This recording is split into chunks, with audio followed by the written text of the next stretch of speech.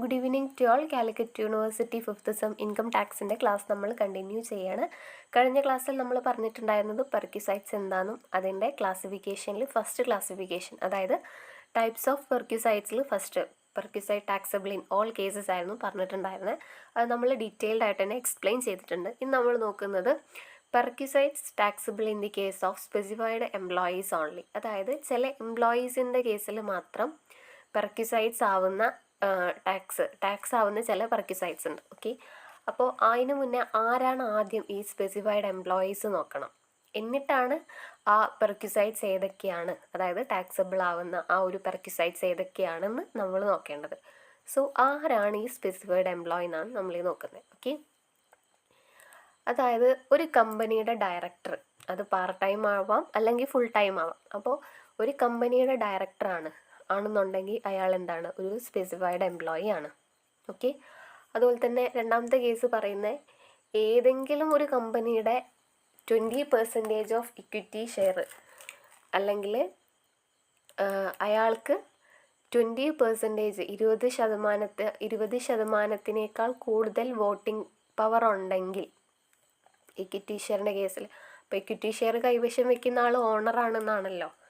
Okay, അപ്പോൾ അങ്ങനത്തെ കേസിൽ 20%-നേക്കാൾ കൂടുതൽ വോട്ടിംഗ് റൈറ്റ് ഉണ്ടെങ്കിൽ അയാൾക്കുണ്ടെങ്കിൽ അയാളും എന്താണ്, ഒരു സ്പെസിഫൈഡ് എംപ്ലോയി ആണ്.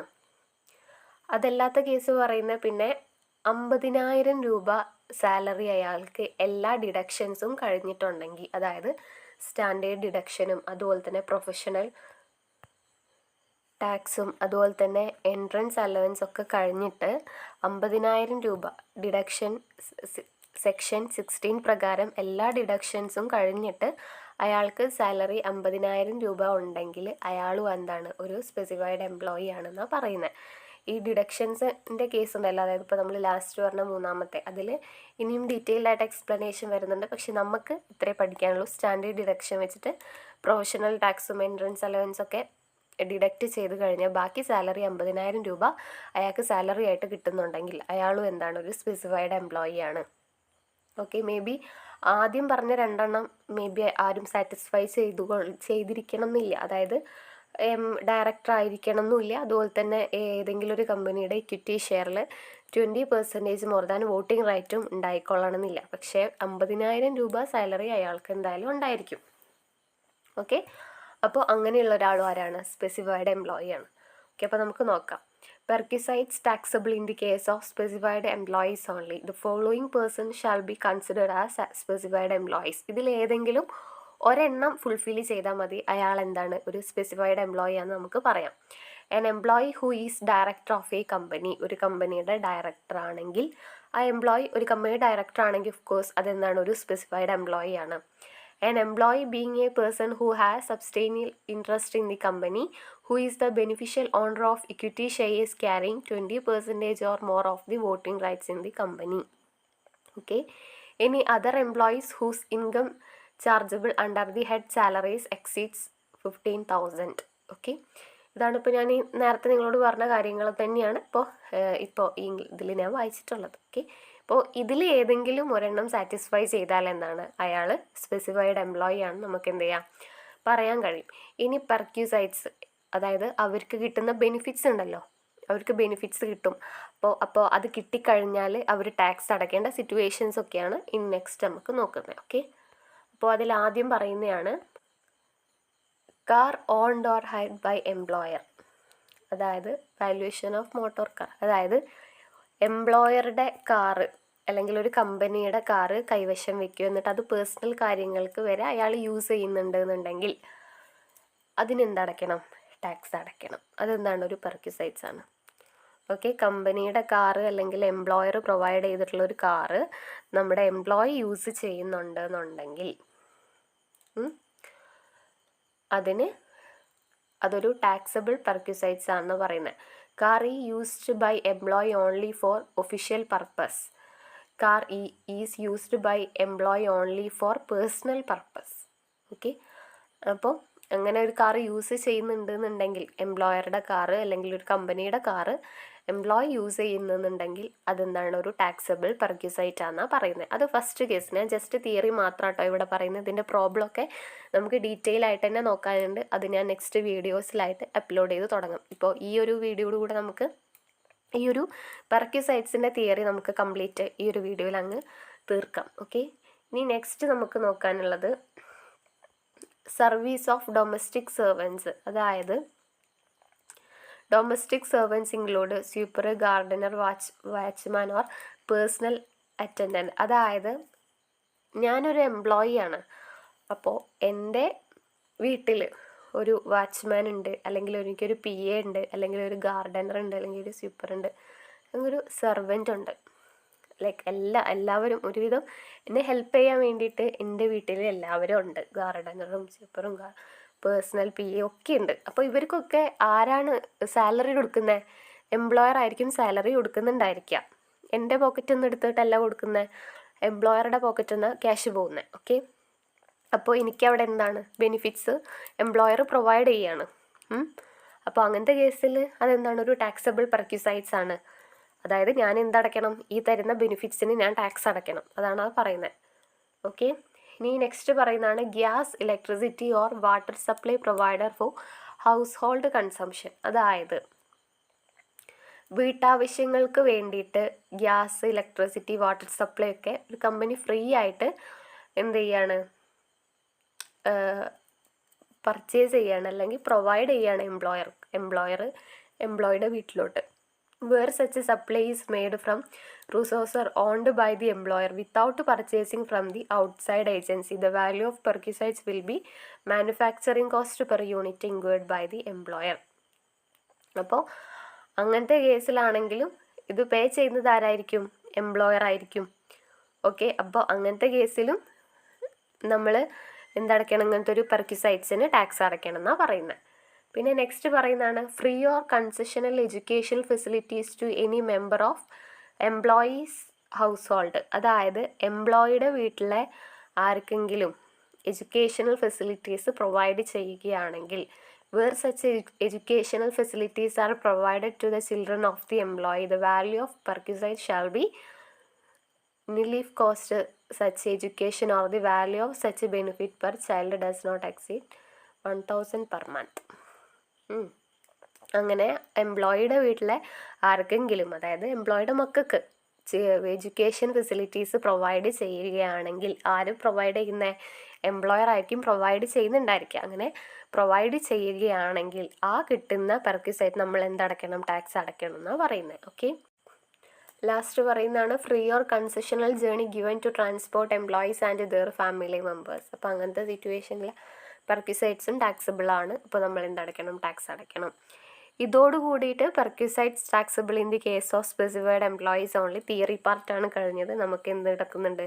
ഇതിൻ്റെ എല്ലാം ഡീറ്റെയിൽഡ് ആയിട്ടുള്ള പ്രോബ്ലം നമുക്ക് ഡിസ്കസ് ചെയ്യാനുണ്ട്. ഓക്കെ, അപ്പോൾ ഇനി നെക്സ്റ്റ് നമുക്ക് നോക്കാനുള്ളത് ടാക്സ് ഫ്രീ പെർക്യൂസൈറ്റ്സ് ആണ്. അതായത് നമുക്ക് കമ്പനി അല്ലെങ്കിൽ എംപ്ലോയർ, നമ്മൾ വർക്ക് ചെയ്യുന്ന കമ്പനി അല്ലെങ്കിൽ എംപ്ലോയർ നമുക്ക് എന്തെങ്കിലും പെർക്യൂസൈറ്റ്സ് പ്രൊവൈഡ് ചെയ്താൽ, എന്തെങ്കിലും ഫെസിലിറ്റീസ് അവർ നമുക്ക് തന്നു കഴിഞ്ഞാൽ നമ്മൾ അതിന് എന്തടയ്ക്കേണ്ട? ടാക്സ് അടയ്ക്കേണ്ട. അപ്പോൾ അങ്ങനത്തെ കുറച്ച് സിറ്റുവേഷനാണ് ഇതിൽ പറയുന്നത്. ഓക്കെ, ടീ ഓർ സ്നാക്സ്, അതിന് മുന്നേ ആയിട്ട് tax free perquisites are those perquisites which shall not be included in the salary income of an employee. അതായത് ഒരു എംപ്ലോയിയുടെ സാലറി ഇൻകത്തിൽ എന്ത് ചെയ്യില്ല? ഇത് ആഡ് ചെയ്യില്ല. ടാക്സ് ഒന്നും ചുമത്തേണ്ട ആവശ്യമില്ല. അപ്പോൾ അങ്ങനത്തെ കുറച്ച് സിറ്റുവേഷനാണ് കേട്ടോ ഇത്. ഫസ്റ്റ് പറയുന്നതാണ് ടീ ഓർ സ്നാക്സ്.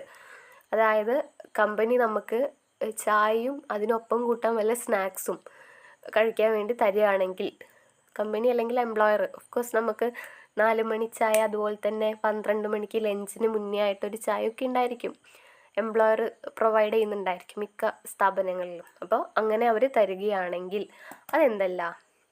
നമ്മൾ ടാക്സ് അടയ്ക്കേണ്ട, ടാക്സ് ഫ്രീ ആണ്. ഓക്കെ, അതുപോലെ തന്നെ accommodation provided in a remote area to an employee working at a mining site or onshore exploration site or a project execution site or a dam site or a power generation site or a offshore site. അതായത് accommodation അവർ provide ചെയ്യുകയാണ്. Accommodation അവർ provide ചെയ്യുക എന്ന് പറയുമ്പോൾ നല്ല വിശാലമായിട്ടുള്ള ഫ്ലാറ്റോ വീടുകളോ കാര്യങ്ങളോ ഒന്നുമല്ല. അതായത് ഒരു എംപ്ലോയി, ആ എംപ്ലോയി പണിയെടുക്കുന്നത് വല്ല ക്വാറിയുടെ സൈറ്റിലോ അല്ലെങ്കിൽ ഏതെങ്കിലും ഒരു ഡാമിൻ്റെ അടുത്തോ അങ്ങനെ എവിടെയെങ്കിലും ഭയങ്കര എന്താ പറയുക റിമോട്ട് ഏരിയ പോലെയുള്ള ഒരു ഏരിയയിലാണെന്ന് വിചാരിക്കുക. അപ്പോൾ അവിടെ എന്തുണ്ടായിരിക്കില്ല, മേ ബി വീടുകളൊന്നും ഉണ്ടായിരിക്കില്ല.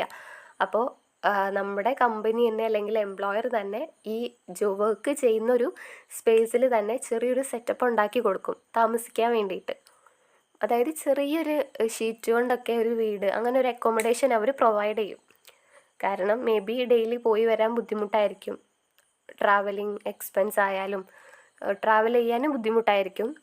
പിന്നെ അതല്ല, ഇനി അങ്ങനത്തെ സ്ഥലങ്ങളിൽ മേ ബി താമസിക്കാൻ തന്നെ വീടുകൾ ഉണ്ടായിക്കൊള്ളണമെന്നില്ല. മനസ്സിലായോ? അപ്പോൾ അങ്ങനത്തെ ഏരിയകളിലൊക്കെയാണ്, ആ ഏരിയകളുടെ പേരാട്ടോ ഞാൻ ഈ പറഞ്ഞ ഏതെങ്കിലും മൈനിങ് സൈറ്റ് അല്ലെങ്കിൽ ഓൺഷോർ എക്സ്പ്ലോറേഷൻ സൈറ്റ് അല്ലെങ്കിൽ പ്രൊജക്റ്റ് എക്സിക്യൂഷൻ സൈറ്റ് അല്ലെങ്കിൽ ഡാം സൈറ്റ് അല്ലെങ്കിൽ പവർ ജനറേഷൻ സൈറ്റ് അല്ലെങ്കിൽ ഓഫ് ഷോർ സൈറ്റ്.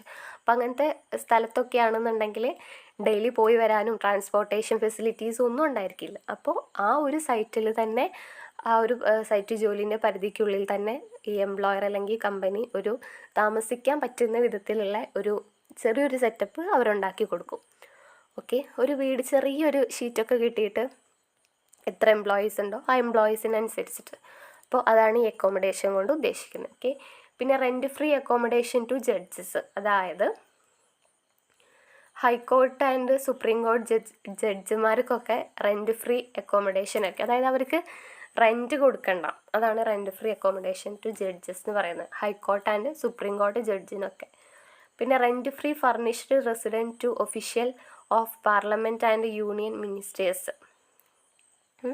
പിന്നെ telephone mobile phones, expense for telephone mobile phone actually incurred on behalf of employees by the employer whether by way direct payment or അതായത് ടെലിഫോണിൻ്റെയും mobile ഫോണിൻ്റെയും ഒക്കെ expense ഉണ്ടായിരിക്കുമല്ലോ, recharge ചെയ്ത ബില്ലും അല്ലെങ്കിൽ prepaid അല്ലെങ്കിൽ post paid ഒക്കെ ആണെന്നുണ്ടെങ്കിൽ ബില്ലുണ്ടായിരിക്കുമല്ലോ. അപ്പോൾ അത് അങ്ങനെയൊക്കെ വരുന്ന കേസിൽ അതൊക്കെ എന്തായിരിക്കും, അവരങ്ങനെ എംപ്ലോയീസ് യൂസ് ചെയ്തിട്ടുണ്ടെങ്കിൽ അതൊക്കെ എന്തായിരിക്കും, ടാക്സ് ഫ്രീ ആയിരിക്കും എന്നാണ് പറയുന്നത്. അതായത് നമ്മൾ ടാക്സ് അടയ്ക്കേണ്ട ആവശ്യമില്ല. പിന്നെ കോൺട്രിബ്യൂഷൻ ഈ some specified scheme by the employer. പിന്നെ കോസ്റ്റ് ഓഫ് റീഫ്രഷർ കോഴ്സ്, അതിൽ ഇമ്പോർട്ടൻ്റ് ആയിട്ടുള്ളതാണ് കേട്ടോ ഈ ടീ ഓർ സ്നാക്സ്, അതുപോലെ തന്നെ അക്കോമഡേഷൻ, പിന്നെ റെൻറ്റ് ഫ്രീ അക്കോമഡേഷൻ, അങ്ങനെ പിന്നെ ടെലിഫോൺ മൊബൈൽ ഫോൺസ്, പിന്നെ കൺവീനിയൻസ് ഫെസിലിറ്റി എന്ന് പറയുമ്പോൾ എംപ്ലോയിക്ക് ഓഫീസിലേക്ക് വരാനും, അതായത് വീട്ടിൽ നിന്ന് ഓഫീസിലോട്ട് വരാനും ഓഫീസിൽ നിന്ന് വീട്ടിലോട്ട് പോകാനുമുള്ള ട്രാൻസ്പോർട്ടേഷൻ എക്സ്പെൻസ് ഒക്കെ ഉണ്ടായിരിക്കുമല്ലോ. മേ ബി അതിൻ്റെ ഇപ്പോൾ വണ്ടി വിളിച്ചാൽ വരുന്നതെന്നുണ്ടെങ്കിൽ, ഓട്ടോ പിടിച്ചാൽ വരുന്നതെന്നുണ്ടെങ്കിൽ ഓട്ടോ ചാർജ് കൊടുക്കുന്നത് ആരായിരിക്കും, എംപ്ലോയർ ആയിരിക്കും. അപ്പോൾ അങ്ങനത്തെ കേസിലൊക്കെ എംപ്ലോയർ എന്തെങ്കിലും ഫെസിലിറ്റി അതിന് കൊടുക്കുന്നുണ്ട്, അല്ലെങ്കിൽ ഒരു കാറ് കൊടുക്കുന്നുണ്ട്. അപ്പോൾ അങ്ങനത്തെ കേസിലൊന്നും എന്തല്ല, ടാക്സ് ഫ്രീ ആണെന്നാണ് പറയുന്നത്, കൺവീനിയൻസ് ഫെസിലിറ്റി. ഓക്കെ, പിന്നെ perquisites for government employees posted to outside India, അതായത് ഇന്ത്യൻ എംപ്ലോയീസ്, ഗവൺമെൻറ് എംപ്ലോയീസിനെ ഔട്ട്സൈഡിലാണ് പോസ്റ്റ് ചെയ്തിട്ടുള്ളത് എന്നുണ്ടെങ്കിൽ അവർക്ക് ഇതുപോലെ തന്നെ എന്തെങ്കിലും പെർക്വിസൈറ്റ്സ് പ്രൊവൈഡ് ചെയ്യുന്നുണ്ടെങ്കിൽ അതെന്തായിരിക്കും, ടാക്സ് ഫ്രീ ആയിരിക്കും എന്നാണ് പറയുന്നത്. പുറത്തായിരിക്കും, അതായത് അവർ വിദേശ രാജ്യത്തായിരിക്കും ജോലി ചെയ്യുന്നുണ്ടായിരിക്കുക, നമ്മുടെ രാജ്യത്തെ റെപ്രസെൻ്റ് ചെയ്തിട്ട്. നമ്മളത് കഴിഞ്ഞ ക്ലാസ്സിൽ പറഞ്ഞിട്ടുണ്ടായിരുന്നു കേട്ടോ, എന്തോ ഫോറിൻ എക്സ്ചേഞ്ച് അങ്ങനെ എന്തോ ആയിട്ട് ഇന്ത്യൻ എംപ്ലോയീസിനെ അവരവിടെ അപ്പോയിൻറ്റ് ചെയ്യും. അപ്പോൾ അങ്ങനത്തെ കേസിലൊക്കെ അവർക്ക് അലോ ചെയ്യുന്ന പെർക്വിസൈറ്റ്സിൽ എന്തായിരിക്കും, ഗ്രാൻറ്റ് ചെയ്യുന്ന പെർക്വിസൈറ്റ്സ് ടാക്സ് ഫ്രീ ആയിരിക്കും. ഓക്കെ, അതായത് അവർ ടാക്സ് അടയ്ക്കേണ്ട. പിന്നെ കമ്പ്യൂട്ടറോ ലാപ്ടോപ്പ്, അതായത് എന്തെങ്കിലും തരത്തിലുള്ള കമ്പ്യൂട്ടറോ ലാപ്ടോപ്പോ എംപ്ലോയർ പ്രൊവൈഡ് ചെയ്യുകയാണെങ്കിൽ, എംപ്ലോയിക്ക് പ്രൊവൈഡ് ചെയ്യുകയാണെങ്കിൽ അതും എന്തായിരിക്കും, ടാക്സ് ഫ്രീ ആയിരിക്കും, അതായത് ടാക്സ് അടയ്ക്കേണ്ട. പിന്നെ മെഡിക്കൽ ഫെസിലിറ്റി, അതായത് നമ്മളിപ്പോൾ എന്തെങ്കിലും മെഡിക്കൽ ഫെസിലിറ്റീസ് കൊടുക്കുകയാണെന്നുണ്ടെങ്കിൽ, മെഡിക്കൽ ഫെസിലിറ്റി എന്ന് പറയുമ്പോൾ പെർക്വിസൈറ്റ്സിൻ്റെ കേസിൽ ക്യാഷ് കൊടുക്കുകയല്ല. അതായത് ഇപ്പോൾ എൻ്റെ കമ്പനീൻ്റെ ഉള്ളിൽ തന്നെ ഒരു ക്ലിനിക്കുണ്ട്. അപ്പോൾ എൻ്റെ എംപ്ലോയീസിന് എന്തെങ്കിലും അസുഖം വന്നാൽ അവർക്ക് ആ ക്ലിനിക്ക് പോയിട്ട് എന്ത് ചെയ്യാം, ചെക്ക് ചെയ്യാം, ഡോക്ടറെ കാണിക്കാം, ഓക്കെ, മരുന്ന് വാങ്ങിക്കാം, ഒക്കെ ചെയ്യാം. ഞാൻ എന്ത് ചെയ്യണ്ട, ക്യാഷ് കൊടുക്കണ്ട. ഓക്കെ, അപ്പോൾ അങ്ങനത്തെ കേസിൽ എന്താണ്, അങ്ങനെ വരുമ്പോഴും അതെന്താണ്, ടാക്സ് ഫ്രീ ആണ്. അതാണ് ഈ മെഡിക്കൽ ഫെസിലിറ്റി കൊണ്ട് ഉദ്ദേശിക്കുന്നത്. അലവൻസിൻ്റെ കേസിൽ മെഡിക്കൽ നമ്മൾ എന്തായിരുന്നു, മെഡിക്കൽ അലവൻസ് ആയിരുന്നു. അതായത് ക്യാഷ് കൊടുക്കുക, ഒരു 500 രൂപ 1000 രൂപ പെർ മന്ത് അങ്ങ് കൊടുക്കും. അതാണെങ്കിൽ ഫുള്ളി ടാക്സബിളും ആണ്. അതായത് മുഴുവൻ എമൗണ്ടിന് നമ്മൾ എന്ത് ചെയ്യണം, ക്യാഷ് അടയ്ക്കണം. മെഡിക്കൽ അലവൻസ് ഒക്കെ ഫുള്ളി ടാക്സബിൾ ആണ് കേട്ടോ, പറഞ്ഞിട്ടുണ്ടായിരുന്നു നമ്മൾ കഴിഞ്ഞ ക്ലാസ്സിലൊക്കെ. എനിവേ, പിന്നെ ലീവ് ട്രാവൽ കൺസെഷൻ, പിന്നെ നോൺ മോണിറ്ററി പെർക്വിസൈറ്റ്സ്, ഇതൊക്കെയാണ് എന്താ പറയുന്നത്, നമ്മുടെ ടാക്സ് ഫ്രീ പെർക്വിസൈറ്റ്സ് എന്ന് പറയുന്നത്. ഇതിലും പറയുന്നുണ്ട് കുറേ പ്രോബ്ലംസ് ഒക്കെ. അതായത് വാല്യുവേഷൻ ഓഫ് മെഡിക്കൽ ഫെസിലിറ്റീസിലൊക്കെ നമുക്ക് പ്രോബ്ലം വർക്കൗട്ട് ചെയ്യാനുണ്ട്. അതുപോലെ തന്നെ ലീവ് ട്രാവൽ കൺസെഷൻ നമുക്ക് പ്രോബ്ലം വർക്കൗട്ട് ചെയ്യാനുണ്ട്. അങ്ങനെ കുറേ പ്രോബ്ലംസ് നമുക്ക് ഇതിൽ മെയിനായിട്ട് നോക്കാനുണ്ട്. ഇതോടുകൂടി പെർക്വിസൈറ്റ്സിൻ്റെ തിയറി ഞാൻ തൽക്കാലം ഇവിടെ നിർത്തുകയാണ്. ഇനി ഉണ്ടെങ്കിൽ ഞാൻ വീഡിയോയുടെ കൂടെ അറ്റാച്ച് ചെയ്യുന്നുണ്ട്. ഇനി നമുക്ക് ഡീറ്റെയിൽഡ് ആയിട്ടുള്ള പ്രോബ്ലം ആട്ടോ നോക്കാനുള്ളത്. അതായത് ഫസ്റ്റ് നമ്മുടെ ക്ലാസിഫിക്കേഷൻ ആയതായിരുന്നു perquisite taxable in all cases അല്ലേ. അപ്പോൾ അതിൽ ഫസ്റ്റത്തെ ആയിരുന്നു rent free accommodation, valuation of rent free accommodation. അത് നമുക്ക് നെക്സ്റ്റ് ക്ലാസ്സിൽ പ്രോബ്ലം വർക്കൗട്ട് ചെയ്യാം. അത് കഴിഞ്ഞിട്ട് നമുക്ക് അടുത്ത പ്രോബ്ലം നോക്കാം. അങ്ങനെ നോക്കാം. ഓക്കെ, എനിവേ എന്തെങ്കിലും ഡൗട്ട്സ് ഉണ്ടെന്ന് നിങ്ങൾ കമൻറ്റ് ചെയ്യാം കേട്ടോ. Thank you.